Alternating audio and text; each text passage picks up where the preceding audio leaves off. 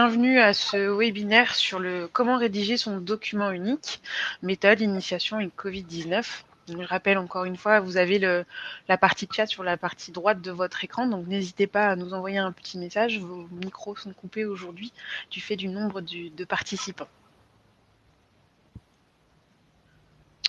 Donc j'espère que vous voyez tous cette seconde slide.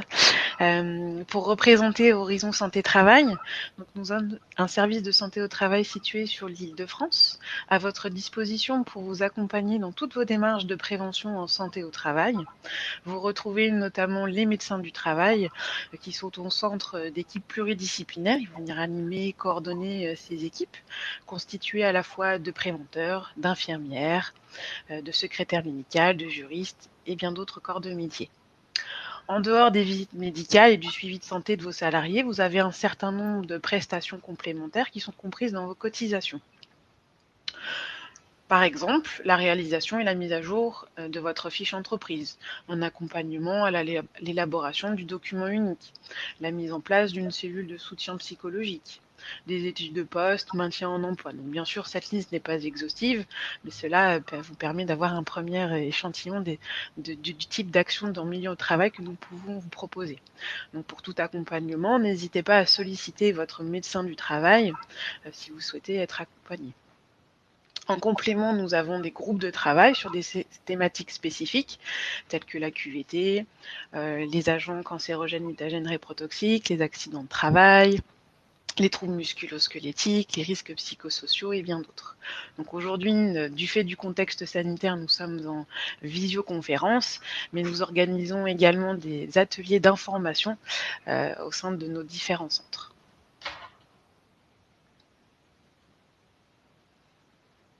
Donc aujourd'hui, je suis Jessica Abdo, ingénieure HSE. Je suis accompagnée de Nathalie Lotte, technicienne HSE, que vous voyez également apparaître, Mathieu Bouchard, ergonome, et vous retrouverez notamment également sur la partie chat Ariane et Marion.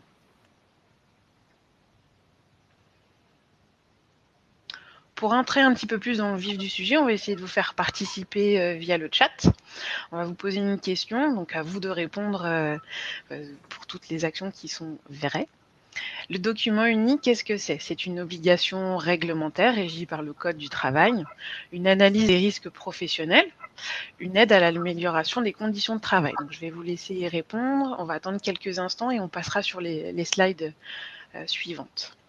Je laisserai mes collègues vous répondre. Madame Loire a tout bien compris.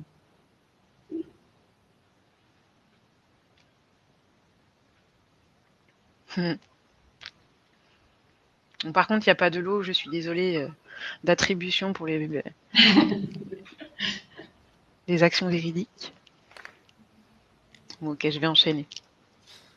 Je vois qu'il y a des bonnes réponses. Sur le contenu de ce webinaire, donc nous allons aborder dans un premier temps le contexte réglementaire, les modalités et la méthodologie de réalisation d'un document unique. Nous terminerons cette présentation par un exemple de présentation et un cas pratique. Donc, je vais laisser la parole à ma collègue Nathalie. Bonjour à tous, donc moi je m'appelle Nathalie Lotte, comme vous l'a dit Jessica tout à l'heure, donc technicienne hygiène, sécurité, environnement. Donc pour la réglementation, nous allons vous aborder quelques points spécifiques. Ensuite, bien sûr, comme vous l'a dit mes deux collègues, vous pouvez échanger par chat si vous avez des questions supplémentaires.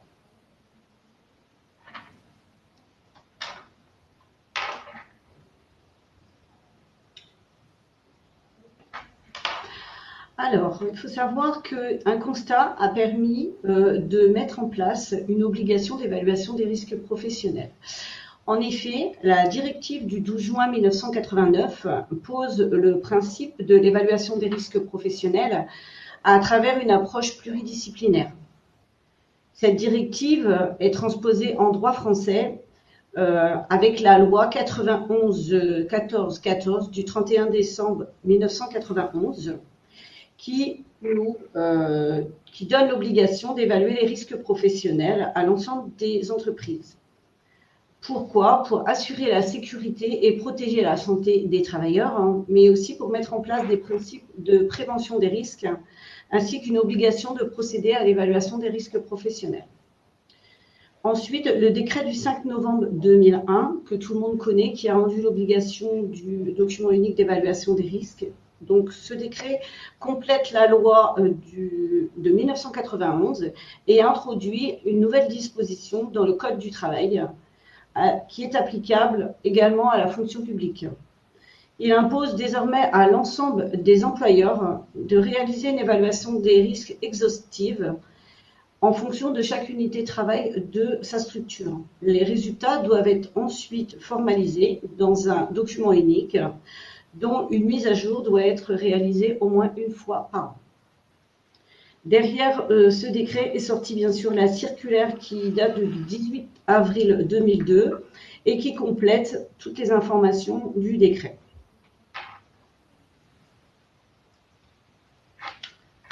Donc, comme on disait précédemment, la loi 91-14-14 oblige l'employeur à travailler sur les 9 principes de prévention. Donc, dans un premier temps, l'employeur doit éviter les risques, évaluer les risques qui ne peuvent être évités, combattre les risques à la source, adapter le travail à l'homme, tenir compte de l'évolution de la technique, remplacer ce qui est dangereux par ce qui ne l'est moins ou pas, privilégier les protections collectives aux protections individuelles, donner des instructions appropriées aux salariés et surtout planifier la prévention.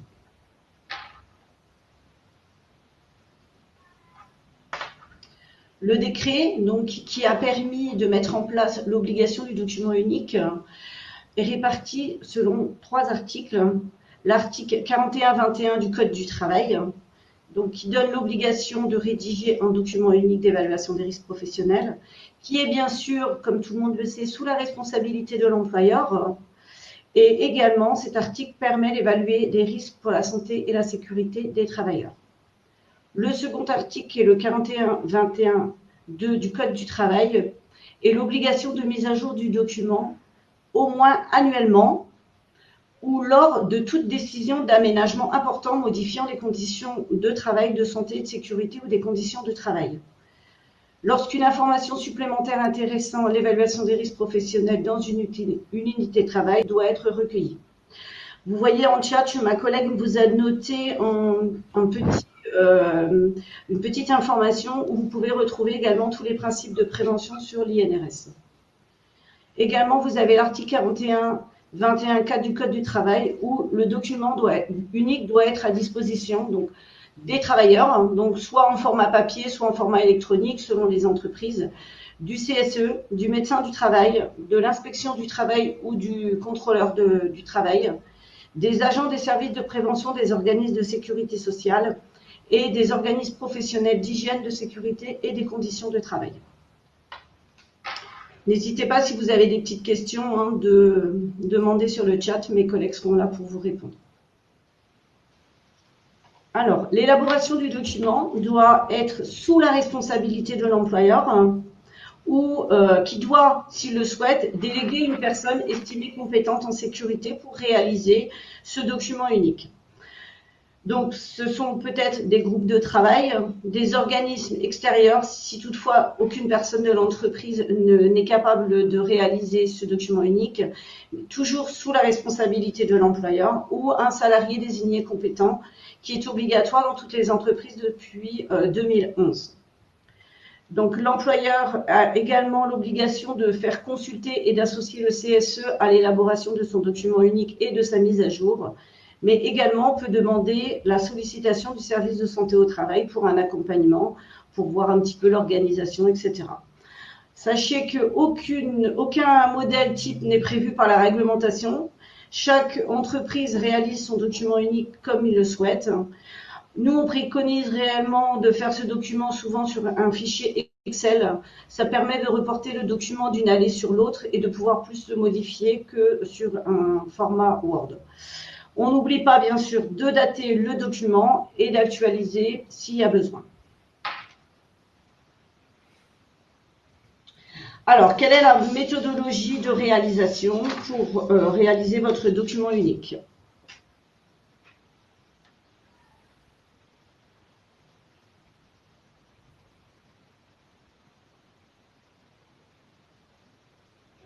Jessica, ah, ça y est. Pardon. C'est bon. Donc pour les entreprises, on vous fait un petit rappel. Donc on prépare la démarche. Comment on fait pour préparer la démarche? Donc on doit réaliser le document unique par unité de travail. Donc ensuite on identifie les situations dangereuses. On évalue le niveau de risque. On met en place des actions de prévention et bien sûr on réévalue le niveau de maîtrise. Donc, à savoir que le document unique d'évaluation des risques professionnels doit au minimum être mis à jour une fois par an. Donc, sa création et sa mise à jour du document unique doit être impérativement une démarche participative. Certains documents sont une base de travail essentielle pour la réalisation de votre document unique, à savoir la fiche d'entreprise qui est réalisée soit par le médecin du travail, soit par l'équipe pluridisciplinaire à la demande du médecin du travail. Votre registre d'accident du travail, les fiches de données de sécurité pour les produits utilisés au sein de votre structure, mais également si vous avez eu un contrôle d'inspection du travail qui vous fait des annotations spécifiques, et également vos plans de prévention antérieurs. Voilà, tous ces éléments doivent vous permettre de travailler et de mettre en place une première base de votre document unique.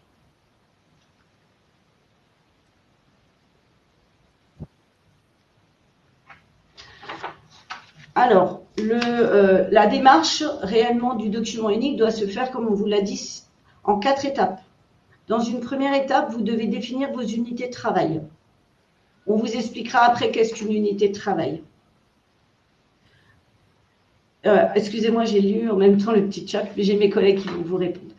Vous devez également faire un inventaire des situations dangereuses et ensuite vous devez faire une cotation des risques. Et en fonction de votre cotation, vous devez replanifier, bien sûr, des actions de prévention. Donc, systématiquement, l'avis des instances représentatives du personnel après la réalisation du document unique, c'est une aide précieuse qui va vous permettre de fonctionner en binôme dans votre structure. Donc, l'unité de travail, comme je vous disais tout à l'heure, il y a une définition sur l'unité de travail. Ce n'est pas nécessairement un poste, une fonction, une activité, un processus, mais bien une situation de travail dans lequel un ou des salariés avec une ou des fonctions différentes et en charge d'activités différentes est ou sont exposés à un même danger. Un exemple, métier, poste, le poste administratif, mais également un métier, un mécanicien. La situation géographique, qui peut également servir de critère, un atelier, un bureau, une salle serveur, etc. Vous pouvez faire un mixte de l'ensemble de vos unités de travail si toutefois vous pensez que l'ensemble de vos collaborateurs sont ont également tous les mêmes risques professionnels et sur les actions de prévention sont existantes pour toutes les salariés de l'entreprise.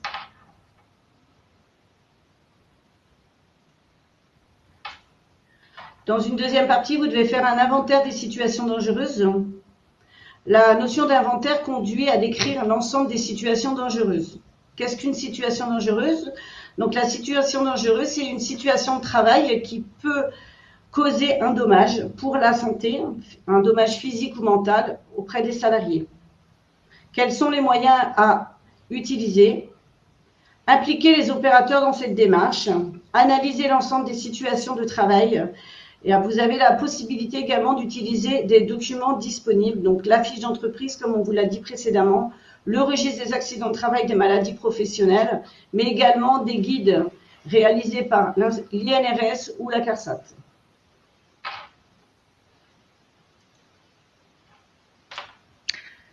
Donc du coup, je vais reprendre la parole. Juste, je refais un petit aparté sur les questions qui ont été posées sur le chat pour que tout le monde ait les réponses. Donc bien entendu, le document unique doit être mis à jour au moins une fois par an et en cas de tout changement notoire, comme vous l'avez précisé tout à l'heure, Nathalie, à disposition des salariés. Et on vous conseille également de conserver vos archives ne serait-ce que pour conserver, tracer l'évolution en fait des actions que vous avez mis en place tout au long des années, suite à par exemple à des accidents de travail, s'il y a eu des changements d'organisation, etc., de pouvoir prouver que vous avez mis des mesures pour assurer la santé et sécurité de vos salariés. On vous a représenté ici sur cette slide un ensemble de risques professionnels en entreprise, tiré par exemple de la brochure INRS. Il y a bien entendu d'autres listes de risques professionnels. L'idée aujourd'hui, c'est de vous donner quelques clés, de vous inciter à vous interroger quelle exposition à tel risque professionnel au sein de votre entreprise. Est-ce que par exemple vos salariés sont soumis au risque de chute de plein pied, au risque routier en mission, par exemple peut-être pour des salariés qui sont amenés à effectuer des déplacements professionnels, des risques liés aux équipements de travail. Est-ce que vous avez par exemple des gerbeurs, des transpalettes à disposition utilisés par les salariés, des risques inhérents à chaque entreprise comme le risque incendie, le risque électricité. N'oubliez pas également de bien détailler les risques psychosociaux au sein de votre document unique. Sachez qu'il y a également une brochure sur le sujet développée par l'INRS, le D6140, repérer et évaluer les facteurs de risque psychosociaux. C'est vraiment une thématique assez particulière. Tout à l'heure, Mathieu nous redisait justement que sur notre site internet, vous avez des articles sur le sujet, des webinaires également qui sont diffusés sur notre chaîne YouTube. Si vous avez des difficultés à appréhender ce risque, n'hésitez pas à solliciter votre médecin du travail pour tout accompagnement sur le sujet.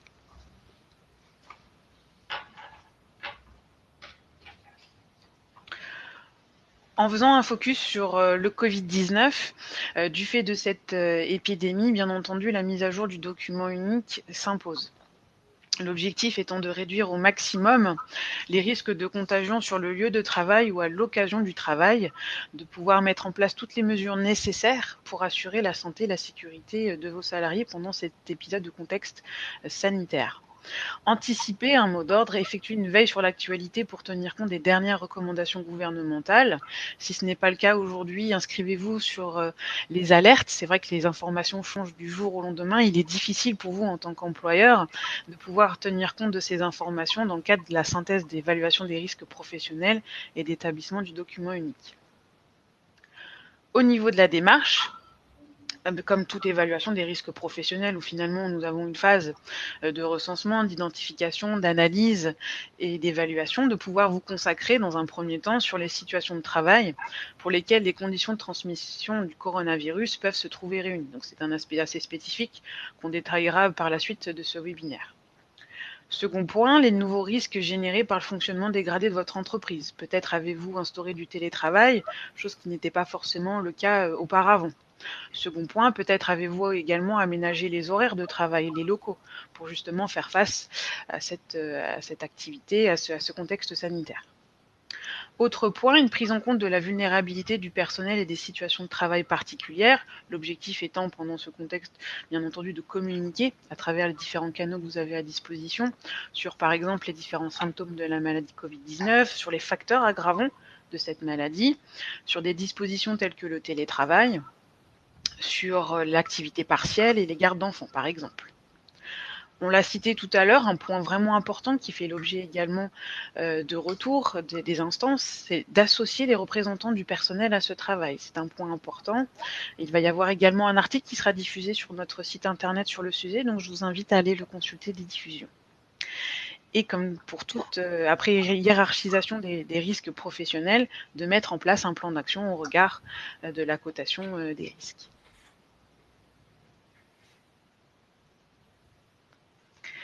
Un risque peut en cacher un autre, c'est-à-dire que dans le cadre de ce contexte sanitaire, vous allez instaurer un certain nombre de mesures techniques, organisationnelles ou humaines.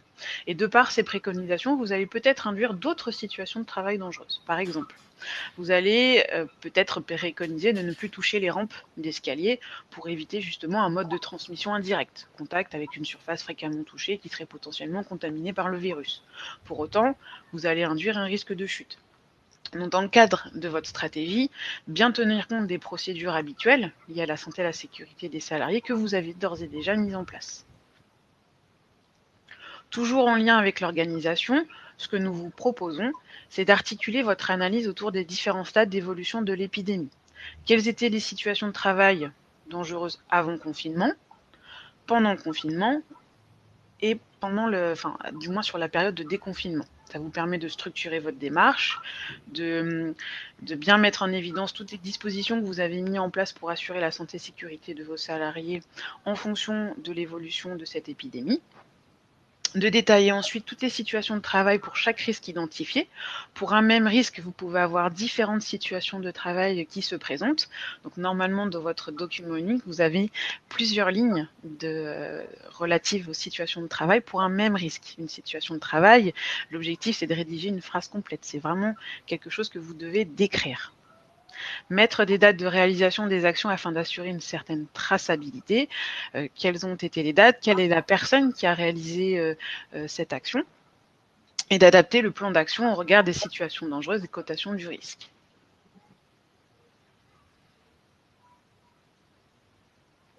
Donc on va attaquer la partie situation de travail en lien avec le Covid, en première partie sur la transmission du virus. Première question à s'interroger, c'est comment nommer ce risque professionnel. Vous pouvez vous interroger dans un premier temps sur la nature de votre activité, les tâches qui seraient effectuées par les salariés. Est-ce qu'il s'agit d'une manipulation, d'une utilisation directe du virus ou plutôt d'une exposition? On pourrait considérer que les travailleurs pouvant être considérés comme exposés au risque biologique il y aura 2 cas à prendre en compte. Premier cas, ce sont les salariés qui sont systématiquement exposés au risque de contamination du fait de la nature de leur activité. Donc par exemple, les professionnels de santé qui sont au contact de malades. Dernier cas, les salariés dont les fonctions les exposent à un risque spécifique, même si l'activité de leur entreprise n'implique pas l'utilisation délibérée du virus. Donc, je ne sais pas si vous avez été consulté par exemple le site du ministère du Travail, des notions comme des métiers comme les salariés de secteur de soins, aide à domicile et services à la personne ont été cités, dès lors que leurs tâches impliquent bien entendu des contacts de moins de 1 mètre avec des personnes potentiellement contaminées. Pour tous les salariés qui ne manipuleraient pas, n'utiliseraient pas le virus et qui ne seraient pas exposés à un risque spécifique, il convient de ne pas utiliser les notions de risque biologique. Cela impliquerait, notamment cela fait lien à des jurisprudences, ça aurait un impact considérable par rapport à vos obligations en tant qu'employeur. Par exemple, la mise en place, l'application de toute la réglementation relative à la prévention du risque biologique, ce qui est assez drastique. Vous avez des procédures à mettre en place, l'habillage, relative à l'hygiène, relative au traitement des déchets, ce qui n'est pas forcément le cas de votre entreprise. Donc de bien faire attention comment vous identifiez ce risque dans votre document unique. On vous propose, par exemple, de mettre risque Covid-19, exposition non spécifique à l'activité ou toute autre appellation de votre choix qui ne ferait pas référence à un risque spécifique ou risque biologique si vous n'êtes pas concerné par les cas que j'ai exposés tout à l'heure. Par rapport aux situations de travail que vous pourriez développer dans votre document unique, l'idée c'est de s'interroger dans un premier temps sur les modes de transmission. Ça va vous permettre d'élaborer ces situations. Est-ce que c'est un mode de transmission direct, transmission par les gouttelettes, qu'elles soient grosses ou qu'il s'agisse de micro-gouttelettes? Indirect, comme on l'avait dit tout à l'heure, contact des mains avec une surface souillée et vous viendrez porter vos mains sales au visage avec 3 points d'entrée au niveau des muqueuses, la bouche, le nez et les yeux. Caractériser le type de contact, est-ce que ce sont des contacts brefs, prolongés, proches, contacts à moins d'1 mètre, ce qui pourrait favoriser ce mode de transmission. Des exemples de situations de travail, donc on vous a représenté une liste qui est non exhaustive, à développer, adapter en fonction de votre activité. En lien avec le Covid-19, vous pourriez par exemple développer l'accueil du public, le travail en espace partagé, par exemple si vous avez plusieurs collaborateurs dans un bureau collectif, un open space. La rencontre de plusieurs collaborateurs, par exemple pendant les moments de restauration, de réunion. Contact avec des personnes externes à l'entreprise. Donc là, par exemple, si vous réceptionnez un colis, si vous visitez un client dans le cadre de déplacement mission. Contact direct avec une personne contaminée ou susceptible de l'être. Donc c'est voilà quelques exemples à votre disposition. Bien entendu, ce n'est pas exhaustif, donc je vous invite à vraiment caractériser et d'aller au cas par cas par rapport à votre situation actuelle. Je vais passer, si vous n'avez pas de questions sur le sujet, la parole à Mathieu. Il va vous parler des risques générés par la réorganisation. Effectivement, votre la priorité, en tout cas ce que vous avez certainement mis en place dès le départ, c'est le risque de contamination et comment le limiter. Mais il y a aussi d'autres risques qui apparaissent, puisque vous avez mis en place de nouvelles organisations pour faire face à ce risque de propagation du Covid-19. Et ces nouvelles organisations, vous allez devoir finalement les analyser. Par exemple, si je prends un exemple, la priorité du gouvernement disait, ce qu'il faut faire, c'est mettre en place le télétravail. Le télétravail, c'est très bien, parce que ça permet effectivement d'éviter les contacts, de les limiter autant que possible, et donc de limiter la propagation du virus, en tout cas de limiter le risque d'infection de vos collaborateurs. Donc ça, c'est à la rigueur une bonne mesure.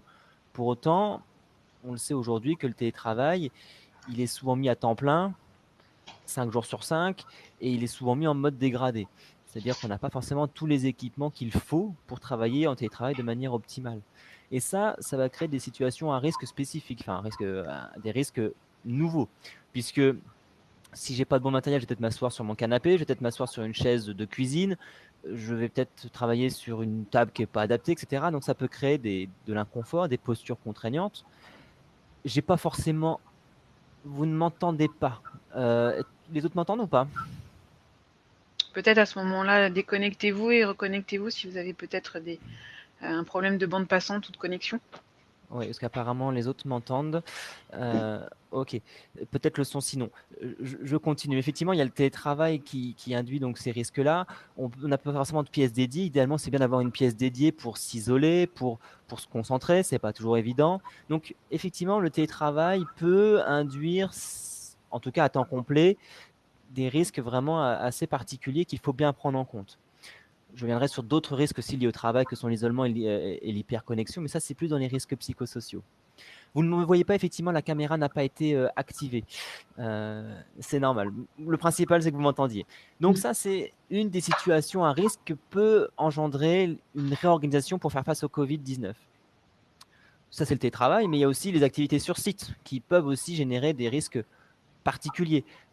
Par exemple, là, en ce moment, on voit beaucoup de personnes qui mettent en place des gestes barrières avec l'utilisation de lingettes, avec l'utilisation de certains produits et qui sont utilisés par vos collaborateurs.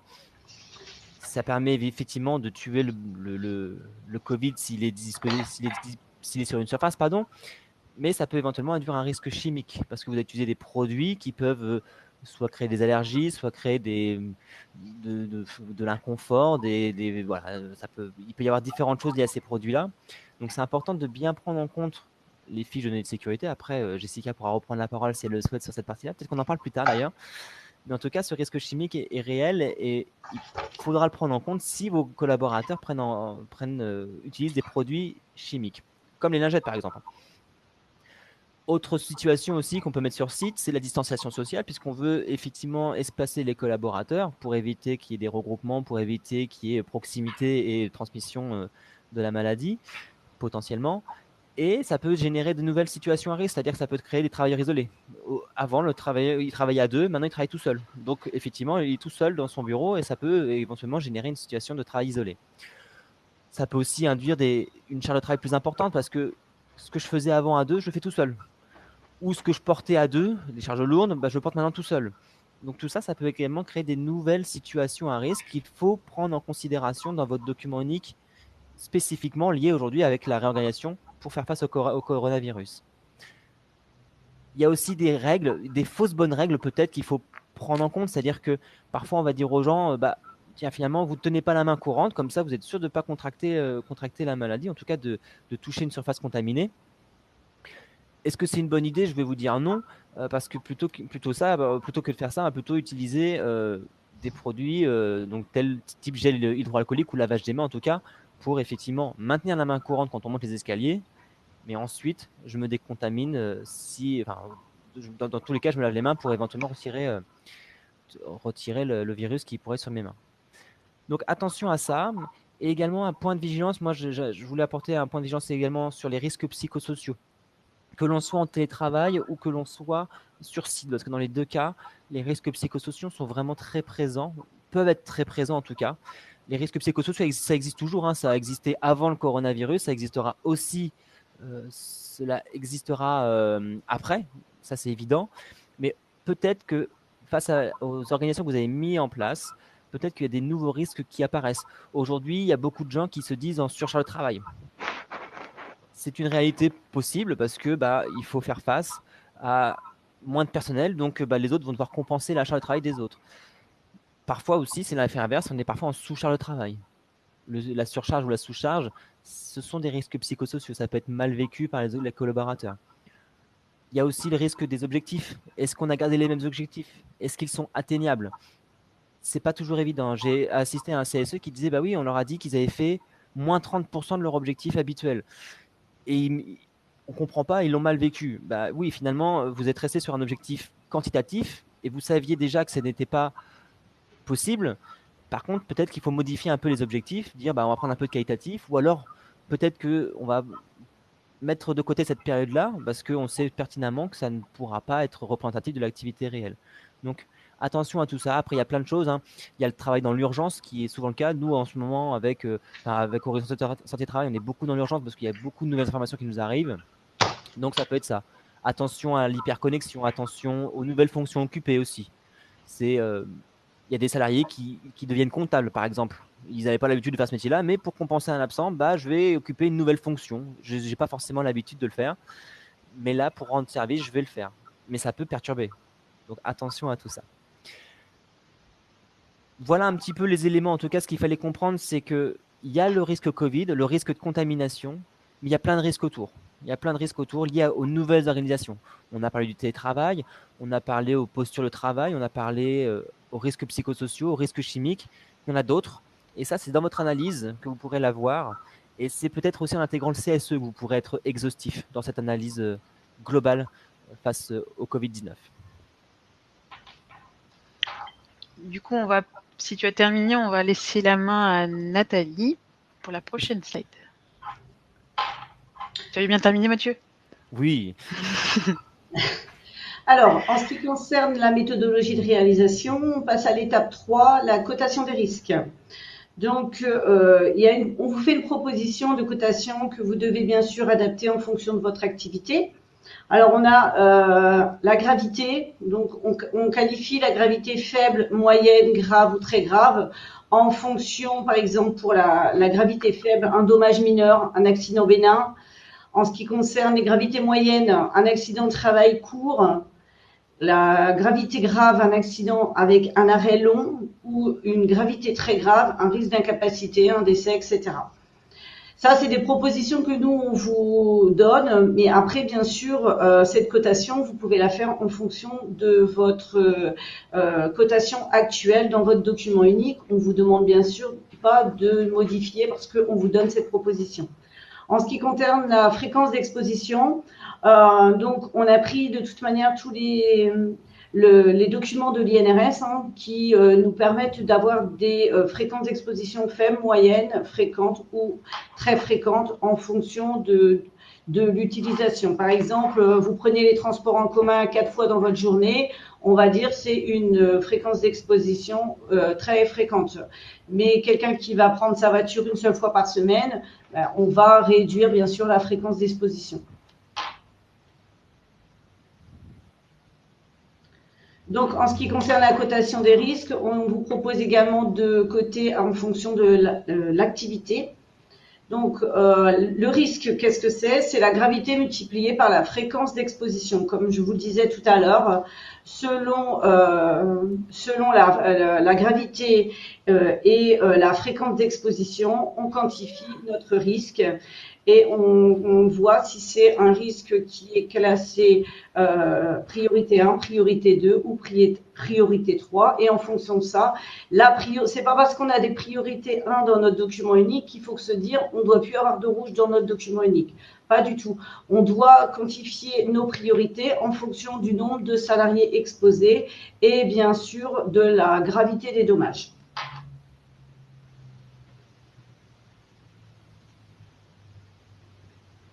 Alors, ensuite, pour l'étape 4, on doit planifier les actions de prévention. Donc, pour la finalité du document unique d'évaluation des risques professionnels qui s'appelle le plan d'action, on doit bien sûr faire un choix et on programme des actions qui sont proposées bien sûr par le chef d'entreprise. Et ensuite, en fonction de cette proposition, on informe le personnel des résultats de notre démarche d'évaluation. Dans le document unique doit également se faire figurer l'objectif, le nom du pilote de l'action.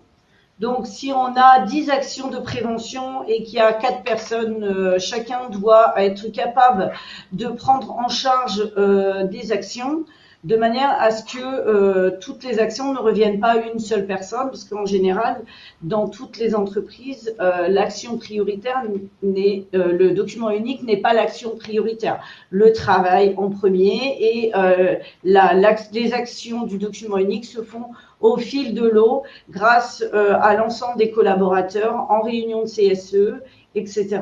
On planifie tous ces éléments. Donc, bien sûr, dans notre document unique, on doit donner également le délai de réalisation de l'action et les moyens qui seront affectés pour réaliser les actions dans les meilleures conditions. Voilà. Jessica, je te relaisse la parole. Donc on aura l'occasion de voir un exemple concret avec d'autres situations de travail. Là, nous avons voulu faire également un focus sur le Covid-19. Comme dans toute stratégie d'évaluation des risques professionnels, vous allez adapter les mesures de prévention au regard de la hiérarchisation des risques, la gravité des dommages, comme vous l'a dit Nathalie. Favoriser dans un premier temps la protection collective des salariés, ça rejoint tout à fait les 9 principes de prévention. En lien avec le Covid-19, l'idée c'est d'agir sur la transmission. Vous avez un certain nombre d'informations à votre disposition sur les sites gouvernementaux tels que les fiches métiers, le plan de déconfinement et bien d'autres, notamment également des informations qui sont diffusées sur notre site internet. Le télétravail étant la première mesure lorsque le poste le permet, si ce n'est techniquement pas possible, il va falloir agir sur l'organisation de travail en termes d'aménagement d'horaire, en termes d'aménagement des locaux. Repérage, isolation des sujets malades à domicile, donc nous en avions parlé tout à l'heure, il s'agit des personnes qui seraient vulnérables ou en cas de contamination virale sur site. Donc là, ça passe par de la communication et de la mise en place de procédures. Mesures et gestes barrières, donc distanciation sociale, l'importance du lavage des mains, donc en priorité avec du savon doux et un point d'eau, si vous n'avez pas de point d'eau à disposition, de pouvoir proposer du gel hydroalcoolique à des points stratégiques au sein de l'entreprise, et pourquoi pas à ce moment-là distribuer à vos salariés un petit kit de bienvenue, entre guillemets, un kit de lutte avec les EPI, du gel hydroalcoolique et un livret de bonne conduite, c'est-à-dire en rappelant finalement toutes les informations, les affichages et les consignes que vous avez mises en place dans le cadre de la lutte contre le SARS-CoV-2. Les mesures et gestes barrières, pareillement, à travers différents canaux de communication, Mathieu aura l'occasion de vous en reparler, de pouvoir finalement les proposer à un instant T et d'y revenir plusieurs fois. L'idée, c'est de bien rappeler ces gestes et ces mesures barrières et toute autre consigne que vous auriez mis en place. Nettoyage régulier des locaux et des surfaces, peut-être également de la désinfection des surfaces fréquemment touchées, ainsi que peut-être des postes de travail. Cette désinfection, bien entendu, doit être justifiée par l'évaluation des risques. Il ne faudrait pas induire des brûlures, des intoxications, la levée des micro-organismes par rapport en termes de résistance. Mettre à disposition des salariés savon doux, gel hydroalcoolique, des essuie-mains jetables, des masques si nécessaire, tout autre pays finalement qui serait nécessaire au vu des tâches effectuées par les salariés, de l'activité. Et si vous mettez à disposition des équipements de protection individuelle, ne pas oublier d'informer, former et sensibiliser vos salariés. Ça peut être sur le port et l'entretien des EPI, ça peut être également sur le risque biologique, risque Covid-19, sur la maladie, sur le télétravail, sur voilà, ces différents aspects que vous avez identifiés dans votre synthèse d'évaluation des risques professionnels. Aération des locaux en privilégiant la ventilation naturelle, 15 minutes toutes les 3 heures, et la mise en place de procédures, donc on en a cité quelques-unes tout à l'heure, mise à jour des plans de prévention, déchargement, vos procédures internes. Je me permets juste de revenir un peu sur le chat parce que ça pose des questions. Tout d'abord, il y a une question que j'ai pu voir passer qui était qu'est-ce qui se passe si on a mal évalué son risque professionnel? Est-ce que si on l'a mis en grave, en priorité 1 alors que c'était en priorité 2, est-ce que c'est gênant? Est-ce que si on l'a mis en priorité 2 alors que c'était une priorité 1, est-ce que c'est gênant aussi? Je ne sais pas ce que vous répondriez. Moi, je répondrais que faut pas que ce soit aberrant. faut pas qu'il y ait une volonté de minimiser un risque volontairement.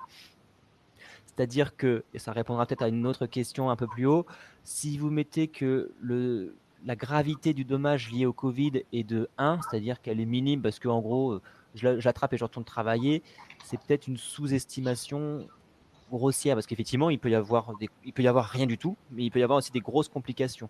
Donc, c'est vraiment être au plus juste. Quelle est la gravité du dommage? Quel est le dommage potentiel que je vais pouvoir avoir? Est-ce que c'est la mort? Est-ce que c'est un rhume? Est-ce que c'est est-ce que ça va pas me perturber dans mon activité? Ça, c'est important, mais voilà, c'est d'être vraiment être au plus juste et ne pas faire d'aberration. C'est vraiment ça qui est important pour être le plus transparent possible si jamais il y a un contrôle. Je ne sais pas Oui, ce et que vous en puis pensez, vous. si c'est une priorité 1, je dirais que l'action, si le risque est identifié comme étant majeur, à ce moment-là, ça vous imposerait de mettre en place des actions tant techniques, organisationnelles et humaines dans un plus bref délai. Donc, si la cotation n'est pas forcément au plus juste, ça peut voilà, induire des difficultés par rapport à cette mise en place de plans d'action.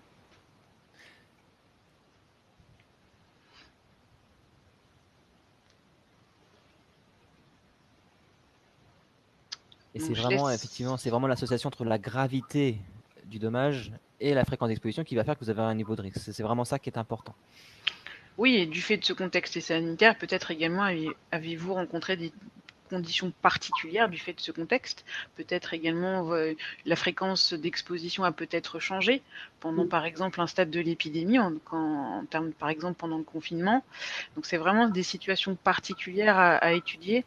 Bon, bien entendu, ne pas oublier tous les risques. C'est vrai qu'on fait quelques flux aujourd'hui sur le Covid-19, mais de s'intéresser vraiment à son ensemble et de caractériser à la fois la fréquence d'exposition et la gravité des dommages, sachant que bien entendu les dommages sont en lien avec, s'expriment différemment chez chaque personne, bien entendu.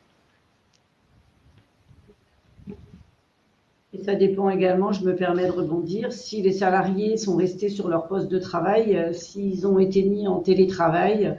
Donc les risques, bien sûr, ne sont pas à identifier de la même manière, à quantifier plutôt de la même manière. Je crois qu'on va redonner la parole à Mathieu sur la diapo suivante. S'il n'y a pas d'autres questions particulières. Après aussi, l'une des actions que vous pouvez mettre en place, donc on verra s'il y a des questions au fur et à mesure, mais des actions que vous pouvez mettre en place, c'est tout ce qui est, je dirais, de la communication. C'est vraiment important de communiquer. Il y a différents canaux aujourd'hui qui permettent de communiquer. C'est bien pour le télétravail, mais c'est aussi bien sur site parce que cela nécessite, voilà, il faut absolument que les gens soient au courant de ce qui se passe au sein de votre entreprise. Donc, plein de choses. Vous pouvez mettre en place des webinaires pour notamment peut-être faire des formations, pourquoi pas, pour dire voilà comment on met un masque, etc. Pourquoi pas aussi le faire en présentiel en respectant les distanciations.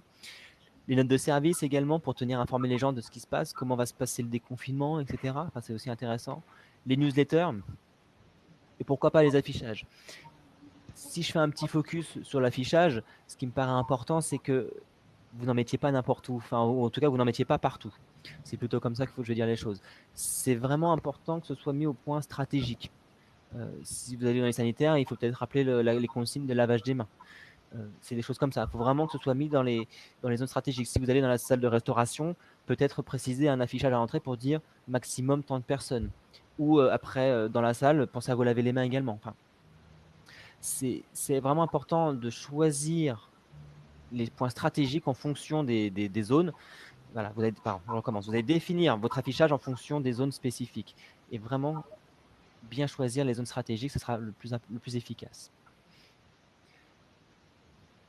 Je vous propose, je ne peux pas passer à la diapo, donc je veux Oui, bien que vous la excuse-moi. passiez. Voici. Ensuite, quelles actions je peux mettre en place par rapport aux risques psychosociaux? Parce que c'est effectivement, on en a parlé au début, il y a des risques psychosociaux qui peuvent apparaître liés au confinement, même liés au déconfinement. Il y a aussi une appréhension aussi pour beaucoup de salariés de revenir travailler. Donc, qu'est-ce qui peut être mis en place? Alors, je vais vous lire des petites choses ici, puis après, je vous expliquerai un point complémentaire qui est assez récent et qui est de l'INRS. Déjà, il y a le télétravail.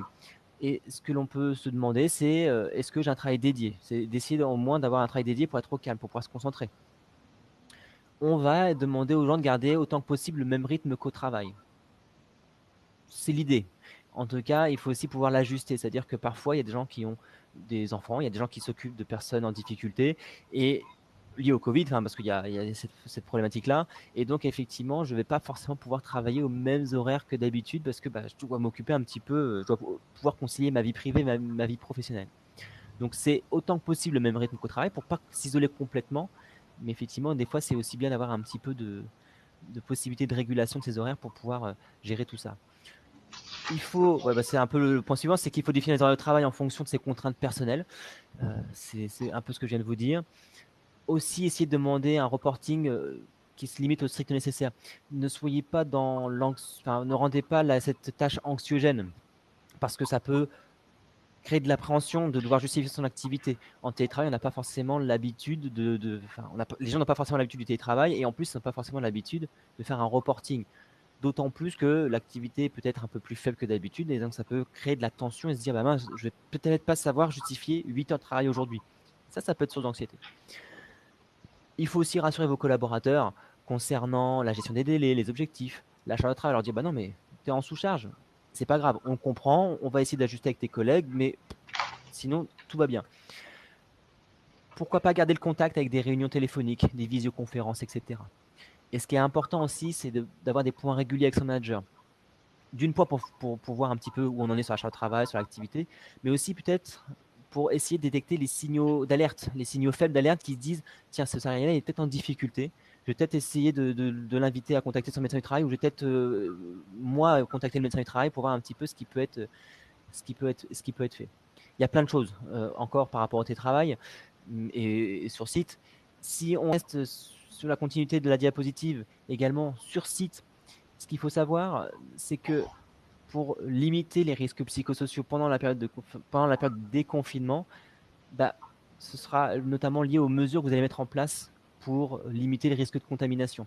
Et plus vous allez mettre en place d'actions et plus vous allez communiquer à ce sujet-là, plus ça va rassurer vos collaborateurs en se disant oui, effectivement, quand je rentre, j'ai quoi me laver les mains, j'ai une lingette pour désinfecter mon plan de travail, et je me sens un peu plus en sécurité. Je sais que si je vais dans la salle de réunion, on sera maximum 2, je vais aérer la pièce. Il y aura, voilà. Tout ça montrera que vous avez bien réfléchi à votre déconfinement et ça rassurera vraiment vos collaborateurs. Aussi avoir une vigilance accrue sur la charge de travail parce que effectivement, il y a peut-être moins de personnel aujourd'hui, donc n'allez pas surcharger un collègue pour faire tout. Ou alors mettez de la modulation, etc. Il faut vraiment que la charge de travail soit adaptée, ajustée. Si on redonne des tâches à un collaborateur, peut-être qu'il faudra lui en enlever d'autres moins urgentes. C'est comme ça qu'il faudra réguler. Les réunions à distance, ça reste la règle. Les déplacements professionnels, on va les limiter autant que possible. Je vais vous donner également 9 points clés qui ont été définis par les NRS et qui est assez récent. Les 9 points clés pour organiser la reprise d'activité. Je vous les donne en les listant. Normalement, vous aurez un petit lien qui vous sera communiqué parce que ces 9 principes-là, ils sont vraiment bien détaillés sur le site de l'INRS. Alors, ils disent quoi ces 9 principes, ces 9 points clés pour la reprise d'activité? C'est déjà prévoir un temps d'accueil pour chaque salarié parce que tout le monde n'a pas vécu le confinement de la même manière et tout le monde ne vivra pas le déconfinement de la même manière. Il faut aussi anticiper les conséquences de la mise en place des gestes barrières et de la distanciation physique. Est-ce que si on me demande d'être plus vigilant sur mon hygiène des mains, est-ce que je peux être aussi performant dans mon activité? Ça peut être ça. Est-ce que je vais pas être méfiant de mon collègue à côté parce que je vais me demander s'il lave bien ses mains? C'est des choses comme ça qu'il faut prendre en compte. Pourquoi pas aussi organiser un retour d'expérience? Voilà ce qui s'est passé pendant le confinement. Merci de votre participation. C'est de la reconnaissance. Voilà, merci, vous avez été très contributifs, vous nous avez vraiment permis de continuer votre activité, montrer que leur action a été utile, etc. Ça, c'est vraiment important d'avoir ce retour d'expérience pour dire ce qui s'est passé. Et pourquoi pas, peut-être réfléchir à de nouvelles manières de travailler. Peut-être que le télétravail pourra se développer sur l'avenir, si ce n'était pas le cas dans notre entreprise. Ça peut être ça, ce retour aussi d'expérience. Aussi, c'est important de communiquer de façon transparente sur l'impact de la crise pour l'entreprise. Qu'est-ce qui s'est passé pour l'entreprise? Il faudra faire aussi attention, mais là, on l'a déjà dit à plusieurs fois, à la surcharge de travail. C'est parce que effectivement, l'idée, c'est pas de dire on a perdu 3 mois, il faut qu'on les rattrape en un mois, cette perte d'activité. Ça va peut-être être compliqué, ça risque de faire une surcharge. Donc attention à ne pas surcharger l'activité pour rattraper un petit peu le temps perdu, si je peux dire comme ça.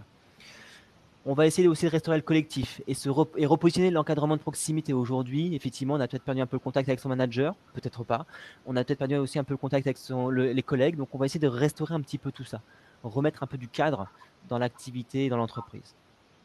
Pourquoi pas, et c'est important aussi, de réguler les tensions qui pourront apparaître entre les salariés parce que un tel a eu une prime, parce que moi j'étais surexposé par rapport aux autres. Enfin voilà, donc il y a peut-être un sentiment d'inéquité qui peut apparaître. Il faudra prévenir aussi les risques d'agression et des violences envers les salariés parce que peut-être que des gens seront des clients, des clients seront peut-être un peu plus exigeants, un peu plus agressifs parce qu'ils auront estimé que eux, ils ont besoin aussi de travailler, ils ont besoin d'avoir leur matériel, ils ont besoin d'être performants aussi. Donc ça peut créer de la tension avec des collaborateurs externes cette fois-ci. Et pourquoi pas aussi, ça me paraît important, de rétablir le rôle des instances représentatives du personnel et aussi de rétablir un dialogue social de santé et de sécurité. Ça, c'est ce que disent ces 9 principes de prévention, ces 9 points clés, pardon, pour la réorganisation de l'activité. Et ils sont disponibles sur le lien que Marion nous a mis sur le chat. C'était cette diapo-là que... Voilà, donc on peut passer à la diapo suivante, excusez-moi. C'était un peu long. N'hésitez pas s'il y a des questions par rapport à tout ça. Mais sinon, vous pourrez regarder le lien tranquillement. Plus rapidement, peut-être, il y a aussi les troubles musculo-squelettiques qui vont être pris en compte. C'est vrai encore une fois pour le télétravail, pour l'activité sur site. Dans tous les cas, il faudra le prendre en compte. Si on parle de télétravail, idéalement, on a le même matériel au domicile qu'à son poste de travail pour bien s'installer, pour bien travailler dans les bonnes conditions. Mais ça peut être vrai aussi sur site. Qu'est-ce que je fais sur le site? Il faut définir clairement les tâches à réaliser en fonction du nombre de personnes sur site. On peut peut-être pas demander la même chose à 10 qu'à 8. Donc c'est vraiment important de bien pouvoir clarifier ça, de bien estimer la charge de travail et de bien dispatcher en fonction des priorités. On parle de port de charge, effectivement. Hein. Si on portait une charge de 30 kg à deux, on va le porter tout seul. Est-ce que c'est possible? Est-ce qu'on peut pas... Voilà, il faut faire attention à tout ça. Peut-être qu'un agent d'entretien, je dis n'importe quoi, ça peut être vrai pour tout métier, peut-être qu'un agent d'entretien aura plus d'activités parce qu'il fera le même site comme d'habitude, mais il aura plus d'actions à mener parce qu'il devra désinfecter les poignées, etc., etc. Donc ça va accentuer sa charge de travail. Et attention aussi aux amplitudes horaires. On ne doit pas étendre ses disponibilités. Il faut essayer d'avoir des horaires de travail cadrés. Toujours, et ça c'est par rapport aux troubles musculo-squelettiques, c'est l'importance des pauses régulières. Les troubles musculo-squelettiques apparaissent parce qu'il y a une charge de travail intense avec des périodes de récupération insuffisantes. Donc il faut vraiment qu'il y ait ces pauses régulières qui permettront à l'organisme de récupérer. Ensuite, effectivement, on l'a déjà évoqué, il y a des nouveaux risques qui apparaissent pour limiter l'exposition au virus. Je vais vous donner quelques exemples. Je ne vais pas tous vous les lire, vous pourrez les lire aussi tranquillement, mais c'est un télétravail à temps complet qui peut induire un risque d'isolement professionnel. Effectivement, il y a des gens qui sont vraiment en situation, ils ont perdu le contact avec leur manager. Ça, c'est quelque chose qui peut être problématique. J'ai dit tout à l'heure, ne pas tenir la main courante peut induire un risque de chute dans les escaliers. Donc on va toujours garder cette règle de bonne pratique et de tenir la main courante. Par contre, on met des actions après pour désinfecter les mains. Qu'est-ce qu'on peut dire encore? Un nettoyage plus fréquent aussi des surfaces peuvent accroître le risque à l'exposition chimique, c'est-à-dire qu'on va utiliser des produits d'entretien. Les collaborateurs, c'est souvent ça maintenant, vont utiliser des produits d'entretien pour nettoyer leur clavier, leur souris, etc. La rampe d'escalier peut-être, et ça va les exposer à un risque chimique. Il y en a d'autres, je vous laisse les lire éventuellement, tranquillement, mais c'est vraiment important de prendre en compte ces nouveaux risques qui apparaissent parce qu'on veut limiter le risque d'exposition au virus. Et c'est normal, mais en tout cas, il faut intégrer toutes ces dimensions-là.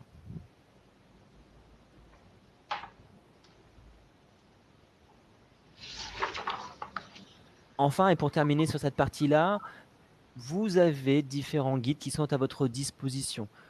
Il y a le protocole national de déconfinement qui a été mis en place par le gouvernement. Il est disponible sur leur site internet. Donc vous pouvez y aller. Il est très bien fait. Et effectivement, on a créé notre propre guide de déconfinement qui s'est bien évidemment inspiré de ce guide-là de déconfinement de protocole national. Donc nous avons différentes choses qui sont disponibles, que nous proposons nous HST ou que le ministère du Travail propose. Et également, si vous souhaitez, il y a ce petit lien qui est notre webinaire qui a duré peut-être 1h30, j'ai plus le timing exact, mais qui a dû peut-être durer à peu près 1h30 sur le déconfinement et les bonnes pratiques un petit peu. Donc là, vous pourrez regarder ça tranquillement, si vous le souhaitez. Mais il y a beaucoup de choses, beaucoup de ressources qui sont à votre disposition sur ces aspects-là. Donc avant de repasser la parole à Nathalie, juste je reviens sur une des questions sur le chat. Donc effectivement, vous avez la possibilité de créer un onglet spécifiquement pour le Covid-19 dans votre document unique. Sinon, vous pouvez bien entendu le réintégrer par rapport à vos différentes lignes dans le cadre des unités de travail que vous avez recensées sur l'évaluation des risques professionnels que vous auriez recensés. Donc, je vais laisser la parole à Nathalie. Oui, je reprends la parole. Donc, comme on vous l'a dit précédemment, on vous a fait un exemple de présentation de document unique qui est bien sûr un modèle. Donc, on a une fiche d'identité. Donc, sur notre fiche d'identité, c'est notre première page de garde de notre document unique d'évaluation des risques. On doit retrouver la date de l'établissement du document, du premier document ou de la date de révision du document. Cette première trame doit systématiquement tous les ans être la même. On doit retrouver le personnel concerné par ce document, si on le souhaite, ou on rapporte donc les unités de travail. Mais également, on doit retrouver la méthode utilisée pour réaliser ce document unique, sachant que aujourd'hui, c'est vous qui le réalisez. Demain, ce sera peut-être une autre personne. Il faut que le document soit compréhensible par l'ensemble des personnels qui sont amenés à le travailler, à le manipuler, et que chaque personne qui pourrait remettre à jour le document unique puisse comprendre. Il ne faut pas que le document soit une usine à gaz et qu'il nous soit approprié à nous seuls parce que c'est nous qui l'avons mis en place. Il faut réellement que ce soit un document qui soit simple et facile à manipuler par l'ensemble des personnes qui sont capables de le mettre à jour. Alors, on vous a mis un exemple de présentation. Ce document, vous pouvez également le retrouver sur notre site internet, sur lequel vous avez tous un lien pour accéder. Dans la partie onglet document unique, vous avez ce modèle, cette trame qui peut vous servir si vous le souhaitez. Donc, dans lequel on retrouve la nature du risque, on décrit les situations dangereuses, les dommages éventuels que cela peut occasionner. Vous verrez, vous aurez des exemples par la suite où on peut vous les compléter. Vous faites votre évaluation du niveau des risques avec la gravité et la fréquence. Ça vous donne donc le niveau de gravité. Et par rapport à ça, vous notifiez les mesures de prévention existantes, les mesures de prévention à mettre en place, et on préconise également, à la suite de ce tableau, de mettre le nom de la personne qui sera chargée du suivi de l'action et la date de réalisation de l'action pour pouvoir avoir un suivi de l'ensemble de vos documents. On va vous faire un petit exemple. Voilà, on a fait un cas pratique. Alors, habituellement, ce cas pratique, quand on le fait en présentiel au sein de nos différents services d'HST, on fait travailler les collaborateurs par petits groupes. Donc, bon, ben là, malheureusement, étant donné que nous faisions par chat, on va vous le présenter. On va vous décrire une petite entreprise qui est un petit supermarché qui comprend 22 salariés. Dans ces 22 salariés, il y a 16 employés, 10 caissiers, 5 employés de libre-service, un réceptionniste, 5 personnes qui sont à l'administratif et un commercial.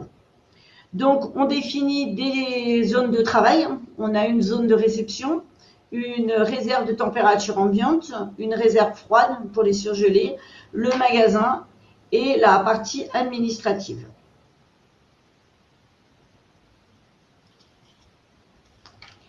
Donc, ensuite, vous devez décrire l'activité avec les différents postes de travail. Donc, on a un poste de caissier et quelles sont ses tâches? Il accueille les clients, il scanne les produits, il encaisse le client et c'est le dernier contact avec la clientèle. On a un poste d'employé de libre-service et de réceptionniste qui, eux, sont chargés de réceptionner les marchandises, de stocker dans la réserve, mais également d'approvisionner les rayons. Poste d'administratif, c'est le travail tertiaire de la comptabilité, gestion de commandes, etc., etc.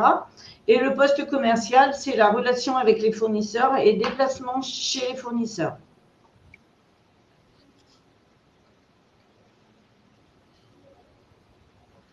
Donc, on vous a également mis un plan de l'entreprise avec les différents outils qui peuvent être utilisés en fonction des besoins par les différents collaborateurs.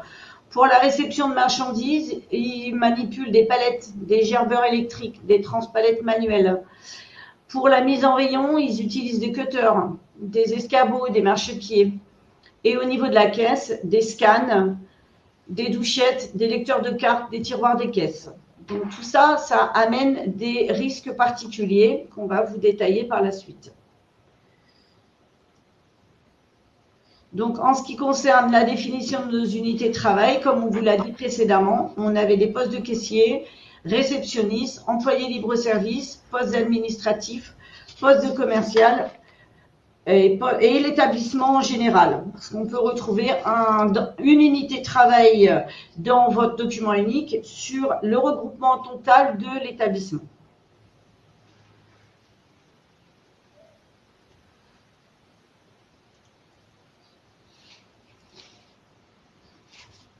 Voilà, je vais passer la parole à Jessica qui va vous donner des informations quant aux unités de travail et vous donner des modèles de tableaux pré-remplis en fonction des différents éléments qu'on vient de vous apporter. Donc, on va se consacrer spécifiquement à quelques unités de travail. Nous n'avons pas traité l'ensemble des unités de travail, puisqu'aujourd'hui, on est en visioconférence et c'est un cas pratique qui est d'autant plus abordable, spécifique lorsqu'on est en présentiel. Donc, l'idée, c'est qu'on ne recense pas forcément tous les risques professionnels liés aux unités de travail, mais de voir finalement comment cela se présente et peut-être vous inciter également à la réflexion quand on aura l'occasion de vous poser des questions sur le sujet. Donc, par exemple, pour l'unité de travail administrative, donc 5 salariés sont concernés. L'idée, c'est également peut-être d'ajouter la date de mise à jour de ce document, d'également compléter, comme vous l'a dit Nathalie, sur la personne en charge de la réalisation des actions et peut-être une case sur les commentaires si toutefois l'action n'avait pas pu être mise en place, pourquoi et de justifier. Donc, par rapport à cette unité de travail administratif, on constate que certains risques professionnels recensés sont liés au travail sur écran, aux risques liés à l'organisation du travail et au contenu. Donc, en termes de risques liés au télétravail, vous avez différentes situations de travail dangereuses qui peuvent être recensées, à savoir du travail sur écran prolongé, par exemple sur une journée de 8 heures de travail, la manipulation intense répétée de périphériques informatiques lorsque les articles sont passés, etc. Le maintien d'une posture assise statique prolongée sur une chaise de travail, l'utilisation fréquente du téléphone combiné, et enfin pour les risques liés à l'organisation du travail contenu, du travail avec arbitrage des priorités.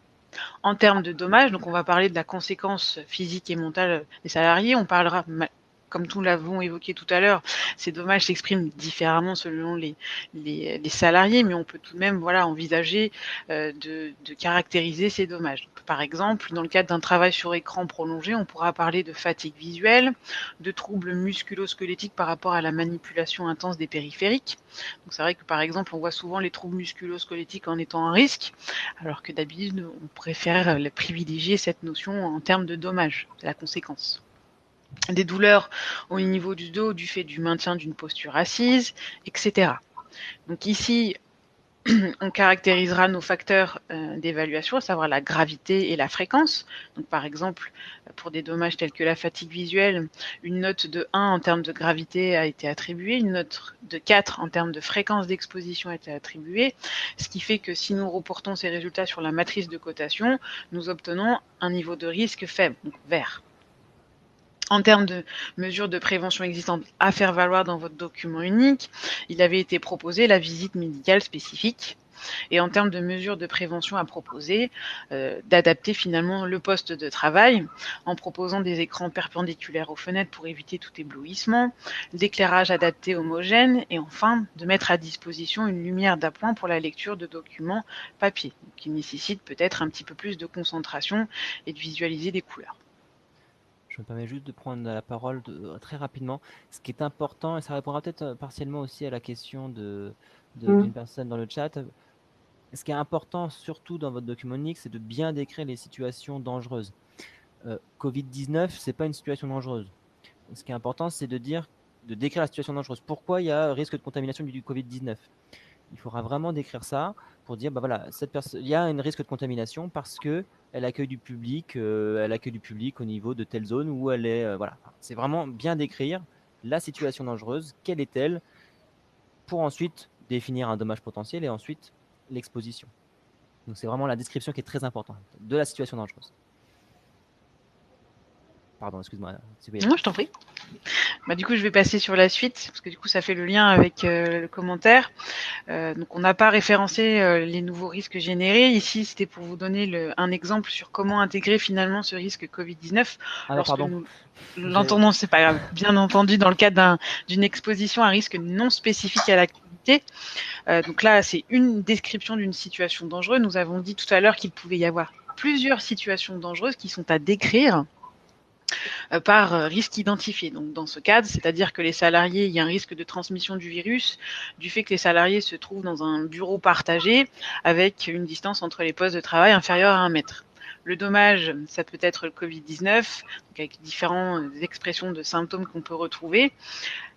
Pareillement, on aura une partie sur l'évaluation du niveau de risque avec la gravité, la fréquence, les notes que vous allez attribuer à ces différents facteurs. Reporter selon la matrice de cotation le niveau de risque, à savoir si le risque est faible, moyen, modéré. Faire valoir également les mesures de prévention existantes. Peut-être avez-vous abordé l'affichage, la sensibilisation du personnel aux gestes barrières, la mise à disposition de gel hydroalcoolique pour le lavage des mains, des réunions par visioconférence qui sont privilégiées pour éviter tout rassemblement de personnes, la mise en télétravail également pour agir finalement sur la transmission, rappel des gestes barrières, toujours bien de faire des rappels lorsque l'on fait des sensibilisations, et également d'aborder ce risque de transmission du virus pour comprendre un petit peu son mécanisme, comment il agit, enfin de moins par rapport aux premières informations dont on a à disposition. En termes de mesures à proposer, ce serait par exemple de rappeler les gestes barrières, toujours de la mise à disposition de matériel, donc s'assurer que les livraisons vont dans ce sens, le savon doux, essuie-mains jetables, des masques, information, formation, d'éviter les réunions tout rassemblement, d'organiser l'activité, donc par exemple avec du marquage au sol, peut-être à ce moment-là de disposer les salariés, éviter le face-à-face, d'affecter sur des nouveaux postes de travail, des distanciations des postes de travail, peut-être également l'installation de plexiglas si nécessaire, d'établir des procédures en lien avec le nettoyage, peut-être avec le prestataire de service, donc voir si peut-être le cahier des charges va en ce sens, désinfection des surfaces fréquemment touchées, donc peut-être une partie également faite par le prestataire de ménage, mais peut-être également par les salariés à la reprise de poste et en fin de poste. Et l'aération des locaux, qui a également une grande partie, une grande mesure dans le cadre de la lutte contre la transmission de ce virus. Donc l'idée, c'est de pas généraliser, il n'y a pas de préformulation quand on crée ou quand on met à jour un document unique, mais c'est bien d'analyser chaque situation de travail qui se présente sur vos lieux de travail ou à l'occasion du travail, et en fonction d'adapter le plan de prévention en adéquation.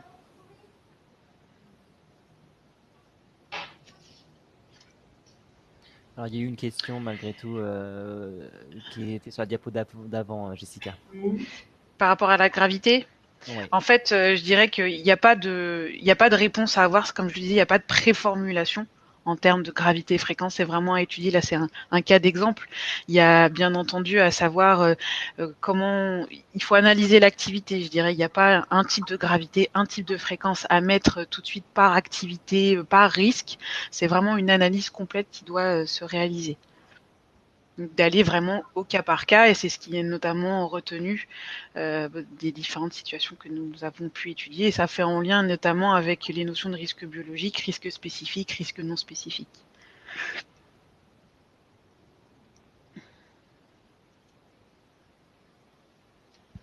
Pour l'unité de travail réceptionniste, donc, il a été également fait la même analyse. Pour des risques professionnels détaillés, par exemple les risques liés aux circulations internes, donc avec des flux entrants sortants de camions, dommages corporels en tant que dommages éventuels, gravité 4 puisque ça peut aller jusqu'au décès, fréquence d'exposition de 2. et un niveau de risque jugé moyen en reportant les facteurs de cotation sur la matrice. Mesures de prévention existantes, l'éclairement signellement des aires de manœuvre, et enfin, en termes de mesures de prévention à proposer, d'équiper l'opérateur d'un gilet fluorescent pour qu'il soit visible de tous. Risque lié à un effondrement et aux chutes d'objets. Donc les objets sont stockés en hauteur dans les racks avec des dommages corporels, etc. Donc je vous laisserai lire vraiment toutes ces natures de risques que vous pouvez retrouver. Donc c'est l'idée, voilà, c'est vraiment de détailler l'ensemble en première colonne la nature de vos risques professionnels, détailler au maximum, sachant qu'il peut y en avoir plusieurs comme vous le constatez pour un même risque, des situations de travail dangereuses, détailler pourquoi pas les dommages éventuels santé mentale et physique, les facteurs de gravité fréquence, donc dans le cas par exemple du risque lié à la manutention mécanique du fait de l'utilisation d'équipements de travail tels que gerbeurs transpalettes, les dommages éventuels étant choc, heurte et écrasement avec un niveau de risque obtenu moyen. Donc je le rappelle, c'est pas une préformulation. Si vous êtes un chef d'entreprise avec un hypermarché, évitez de prendre ces préformulations avec 6 niveaux de risque. C'est à adapter en fonction de votre activité. Vous connaissez au mieux votre activité, votre entreprise. En termes de prévention existante, conducteurs habilités, donc ça passe par exemple la formation CACES, des encombrements réguliers de l'espace, les vérifications périodiques des engins par une personne estimée compétente selon une périodicité préétablie, et de mettre à disposition des chaussures de sécurité, des EPI. Et pour contrecarrer, voire limiter ce risque, des mesures de prévention telles que la réduction de la vitesse, donc ça passe par de la sensibilisation au code et affichage des consignes qui seraient préétablies au sein de l'entreprise, l'entretien des sols, temps de déchargement adapté, donc revenir peut-être sur l'organisation de travail, les niveaux d'éclairement suffisants pour éviter tout heurt, écrasement de personnes qui passeraient dans les circulations. Par rapport à cette unité de travail réceptionniste, à votre avis, quelles seraient par exemple les situations de travail à développer dans le cadre d'un risque Covid-19 ou dans le cadre des nouveaux risques générés par le fonctionnement dégradé de l'entreprise, à votre avis? Peut-être un ou deux exemples si vous avez la possibilité d'utiliser le chat.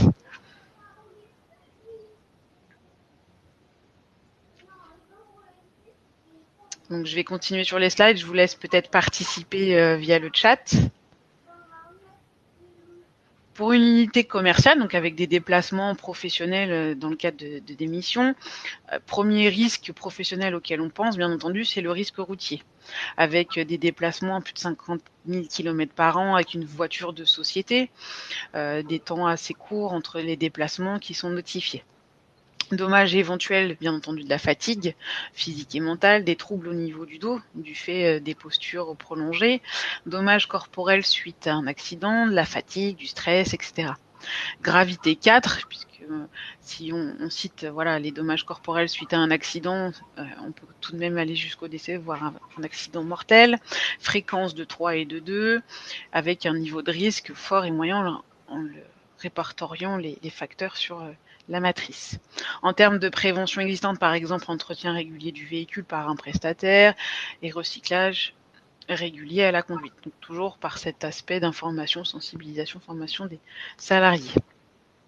En termes de prévention à proposer, l'interdiction d'utilisation du téléphone portable au volant et de choisir un véhicule avec des options peut-être de réglage suffisantes pour apporter un certain confort et une sécurité des salariés. Donc, par exemple, dans le cadre, peut-être avez-vous des commerciaux au sein de votre entreprise pour une unité de travail commerciale.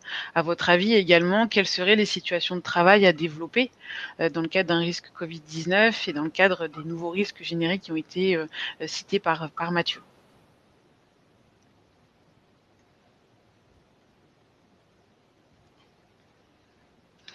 Tout à l'heure, nous l'avions cité, il est possible de faire créer une unité de travail établissement, donc par exemple pour des risques qui seraient inhérents, des risques professionnels inhérents à toute unité, à tout salarié.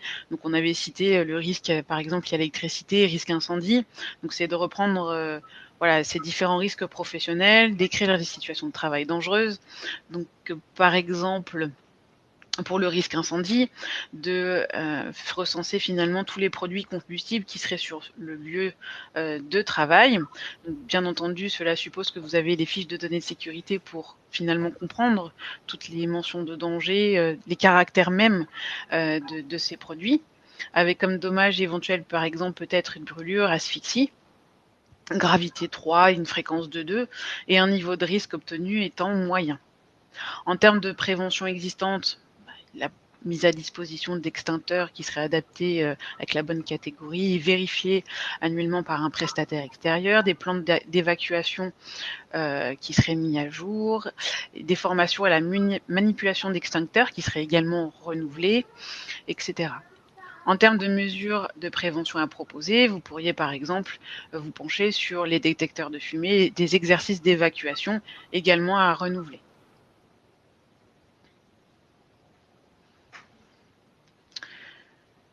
Donc, nous avons terminé cette présentation.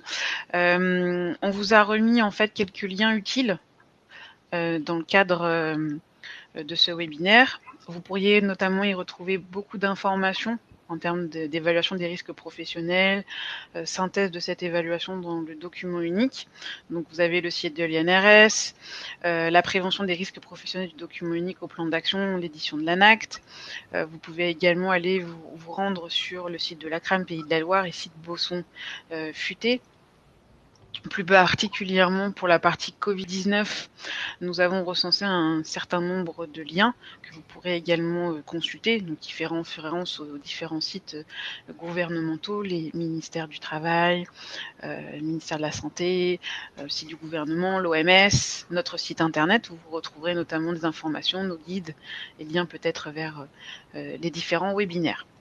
Donc ce que je vous propose, c'est de rester un petit peu de temps avec mes collègues pour toutefois répondre à vos éventuelles questions que vous auriez par rapport à cette présentation, ou si nous n'avons pas eu l'occasion de répondre à vos questions pendant cette présentation. Et si vous n'avez pas de questions, eh ben merci à tous de votre participation et à bientôt. Et effectivement, sinon on reste à votre disposition volontiers pour répondre à toutes vos questions.